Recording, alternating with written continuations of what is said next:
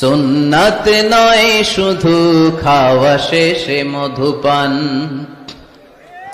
আরো কিছু সুন্নাত আছে তুমি জানো কি? জানলেও জীবনে কখনো তা মানো কি? আরো কিছু সুন্নাত আছে তুমি জানো কি? জানলেও জীবনে কখনো তা মানো কি? সুন্নাত নয় শুধু পাগড়ি মাথায় দেয়া, আর সুন্নাত হলো অন্যায় বাধা দেয়া।